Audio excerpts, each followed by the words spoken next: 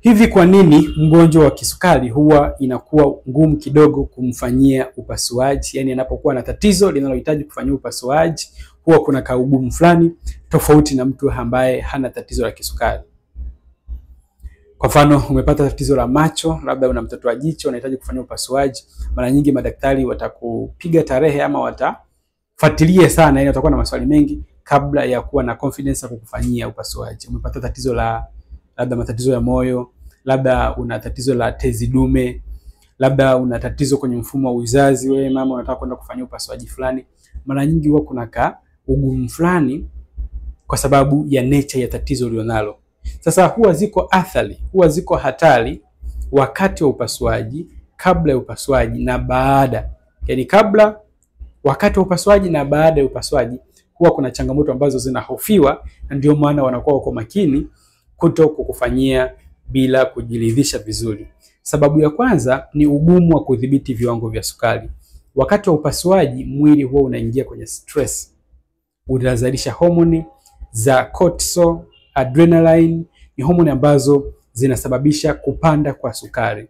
Kwa hiyo sukari inakuwa iko juu na unahitaji unafanya upasuaji, na maana kuna changamoto zinaweza kujitokeza zaidi kwa sababu tayari viwango vya sukari vinapanda zaidi.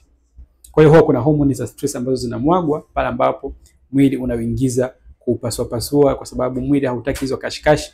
Mara nyingi homoni za stress zitapanda na zitasababisha sukari yako kuwa juu. Sababu ya pili ni kuchelewa kupona vidonda. Kisukari huwa kinaathiri sana kinga ya mwili, ule mfumo wa kinga ya mwili. Kwa hiyo tunategemea ukifanyia upasuaji kidonda kipone haraka, usije ukatengeneze kitu ambacho kinaweza tena kukusumbua zaidi, tukaanza kuhangaika na hicho kidonda. Sasa unapokuwa una kisukari na viwango bado haviko vizuri sana, ukapata kidonda, inaweza kuwa ni ngumu kupona hicho kidonda. Na hii inatupelekea sababu namba 3 ambayo wanaogopa kwamba wanaogopa maambukizi. Baada ya upasuaji wanaogopa usije kupata maambukizi. Kwa mfano, kama kidonda kimechelewa kupona kwa sababu kinga za mwili huwa zinashuka unapokuwa una ugonjwa wa kisukari. Lakini pia ukipata sasa kidonda ambacho kimechelewa kupona, ina maana ni rahisi wewe kupata maambukizi ya bakteria wabaya ambao wanaweza kuleta changamoto zaidi. Kumbuka wadudu hawa wengi wanapenda sana kwenye mazingira ya sukari. Unapokuwa una sukari inakuwa ni mbolea ya hao bakteria wabaya ambao wanaweza wakaja kukushambulia zaidi. Kwa hiyo wanaogopa pia usije kupata maambukizi ya changamoto zingine hasa kwenye eneo ambalo limefanywa upasuaji. Kwa hiyo ni sababu namba 3 kwa nini wanakuwa na hesitation kukufanyia upasuaji unapokuwa na tatizo la sukari. Lakini sababu ya 4 ni kwamba wanaogopa sukari kushuka. Asilimia kubwa aina nyingi za upasuaji huwa wanashauri uwe katika fasting stage. Yaani uwe katika hali ya kufunga, ufanye fasting, ufunge, usile. Sasa imagine uambiwe kufunga alafu upo kwenye matumizi ya dawa kama insulin ambazo pia zinashusha sukari, lakini pia ufunge na maana kwamba hakuna chakula kinachoingia. Ukipata tatizo la kushuka kwa sukari, hyperglycemia, sukari kushuka, ina maana ni hatari zaidi. Sukari ya kushuka inaweza kuondoa haraka zaidi kuliko sukari ya kupanda. Kwa hiyo wanaogopa hicho kitu pia. Lakini namba 5 ni kwamba wanaogopa huenda ukawa na matatizo ya moyo au matatizo ya figo, ambayo figo zako inabidi ziwe active na moyo wako uwe active. Sasa wagonjwa wa kisukari anaweza kuwa na hizi athari za kimya kwenye moyo au kwenye figo bila yeye kujua, na hii ikasababisha matatizo kwenye mzunguko wa damu, na hili tatizo likazalisha matatizo mengine makubwa zaidi na pengine kumpoteza mgonjwa. Kwa hiyo wanapata changamoto kidogo kumfanyia mtu mwenye tatizo kwa sababu ya hizi nilizokutajia, hofu ya matatizo pengine kwenye moyo au kwenye figo.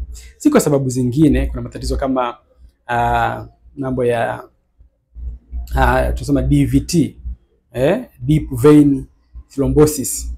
Ni matatizo yanayohusiana na damu inaweza ikaganda, halafu ikasababisha damu isiweze kupita vizuri, na tunahitaji mzunguko mzuri kipindi cha upasuaji na kipindi cha baada ya upasuaji. So kuna changamoto nyingi ambazo zinahofiwa, lakini hizi ni main, na ndio maana wanashauri nenda kwanza control sukari yako ikae vizuri na mambo kama hayo. Lakini kiufupi ushafahamu pia kwamba kinga za mwili huwa zinashuka unapokuwa na tatizo la kisukari. Ndio maana katika kipindi cha magonjwa ya mlipuko kama corona, watu ambao walikuwa wanapewa tahadhari kujikinga zaidi ni watu wenye matatizo kama haya ya sukari, mapresha. Kwa nini? Kwa sababu ya magonjwa huwa yanaweka mwili kwenye stress kali, kinga za mwili huwa zinashuka. Kwa hiyo inakuwa ni rahisi unapopata matatizo mengine yakasababisha kupata tatizo kubwa zaidi kuliko mtu ambaye hana tatizo la kisukari. Sasa wito wangu ni nini? Usifanye management ya ugonjwa wa kisukari. Usilee ugonjwa wa kisukari. Fanya tiba zinazokusaidia kudhibiti na kureverse na kuondoa kabisa ili uwe free, kwa sababu moja ya madhara ndo kama hayo. Unaweza kuwa na tatizo ambalo linahitaji msaada wa haraka, lakini inakuwa ngumu kufanyiwa haraka. Kwa sababu gani? Una kisukari. Pengine umepata hata ajali ya ghafla ambayo inahitaji kupata upasuaji wa haraka. Viwango vyako vya sukari hujavidhibiti. Itakuwa ni ngumu kupata msaada, kwa hiyo utapata madhara zaidi, kwa sababu ule msaada wa haraka unaohitaji kuupata wanashindwa kukufanyia haraka kwa sababu ya hofu ya hili tatizo. Kwa hiyo naamini umejifunza. Jitahidi kufuatia viwango vyako vya sukari na kuchukua hatua zile ambazo nashauriwa ili uweze kuwa vizuri kabisa. Mimi Sam Nature, karibu sana. Kama unahitaji kupata msaada wa namna ya kutokomeza hili tatizo, comment neno program au nipigie kwa namba ziko kwenye bio. Kama uko nje ya Tanzania, nipigie kwenye WhatsApp, tutawasiliana, nitakupa miongozo. Tunao watu wengi sana wanaofanya tiba hizi chini ya usimamizi wetu, na wengi wanatoa shuhuda za mafanikio, kwa sababu sisi tunakurudisha kwenye nature, kwenye asili, njia kama vyakula, njia kama fasting, njia kama matumizi ya mimea tiba, njia mbalimbali ambazo ni asilia na zina matokeo makubwa sana. Karibu sana, turudi kwenye nature.